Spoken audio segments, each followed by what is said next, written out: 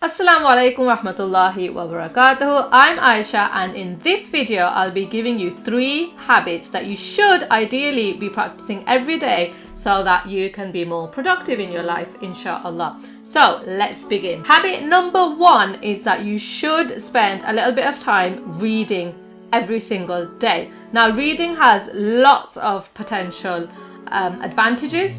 For example, reading helps your cognitive function and your memory.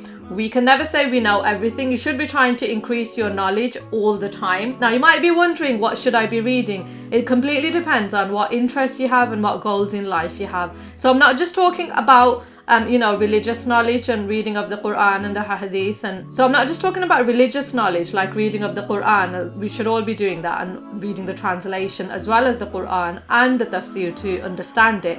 But also reading on a whole load of other topics that are relevant to you. So, for example, I am interested in business, so I try and read as many business books as I can, the ones that are really important and relevant in my niche. Another thing that I'm personally interested in is child development because of my parent coaching. So I'll always be on the lookout for any really good child development books or any parenting books that are relevant, and to see if any tips and strategies I can apply to my own children or that I can teach to my students. I'm also interested in personal development, so I'll always look at the top authors in that field and try and read. Now, you might be thinking, I don't have enough time in the day to read because I've got a lot going on.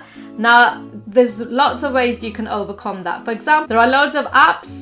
There's even a really popular app called Blinkit where they have summarized all the key books in lots and lots of different niches, and you can literally just read the summary and it tells you at the beginning how many minutes it takes. So some of them are really small, i.e. like under 10 minutes, so you can read them on a commute, or if you're a mum you can read them at home, maybe just before you go to bed or when you wake up or when you've got a spare 10 minutes in the daytime.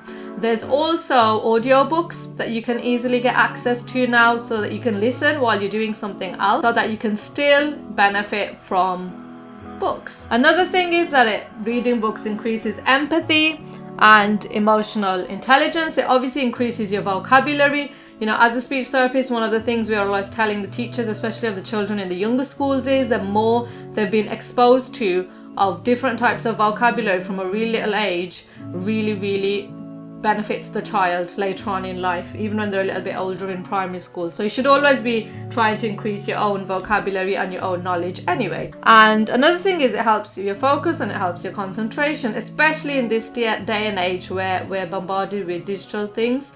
You know, it's really nice to be able to just sit in a corner with a book if you can. And if you can't with an actual book, then like I've said, there's other ways in which you can still enjoy reading. Habit number 2 that we should all be doing every day is going for a walk. Now, maybe you already do this. Maybe you already walk every day to and from somewhere. But what I mean is go for a walk where you really appreciate and can see nature. So lots of greenery, lots of trees. Look around and just take a moment to calm down, because the stresses of life are many. We know that. It can get really overwhelming, and sometimes going for a walk really helps, especially if you're cooped up in one place, your office, the house, all day, and just going through this repetitive routine. You do need to take some time out. Apart from it being a brilliant exercise, obviously, for your whole body, for your mind, it's actually really good for you to be able to take that time out just for yourself. Or even, you know, if you're, for example, I just go to the nursery to pick up one of my children and come back, but I make sure I walk. I can't take the car, but I want to walk just because of exercise, because I have time to talk to my child, because I have time to take my baby out on a walk as well, and because I try and sort of time myself every day to see if I can get faster, get a little bit more fit. Just those 10 minutes every single day, which then in the long term, it really builds up. If you have ever read the book Atomic Habits, it talks about how you can just incorporate little habits into your routine, and in the long run, how those manifest themselves into like a really big change. We all know that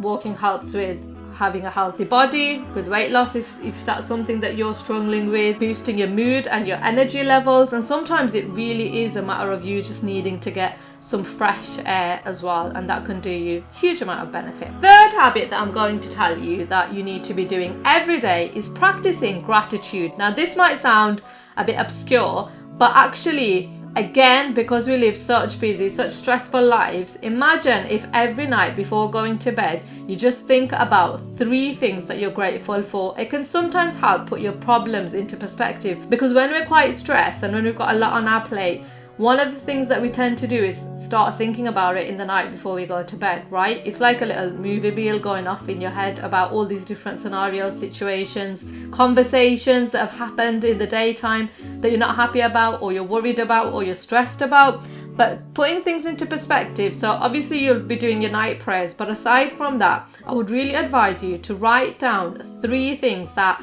actually you're grateful for. They might be really minor things, like just you're grateful for your children, you're grateful for your health, but if you look at it in the bigger picture of things that are causing you problems, that'll help you put things into perspective, and also be grateful to Allah subhanahu wa ta'ala. So if you can't even write them down because you haven't got time or you haven't got resources, then just think about them and name them to yourself, you know, and just appreciate that you're grateful for those things, and you can do a dua then as well.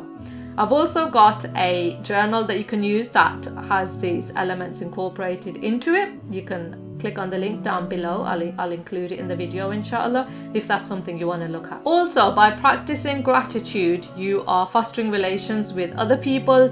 You tend to enhance your social relationship with other people as well. And if it's something that you do on a regular basis, I'm not going to say it's going to take away your problems, because it probably won't, but at least it'll make them seem smaller than they are, which will help you feel calm, which will make you go to sleep in a more calmer manner, in a more calmer state, which means you get a better night's sleep, which means you wake up more refreshed, which means you're going to be more prepared for the day ahead, inshallah. I hope this video was useful. Don't forget to like and subscribe.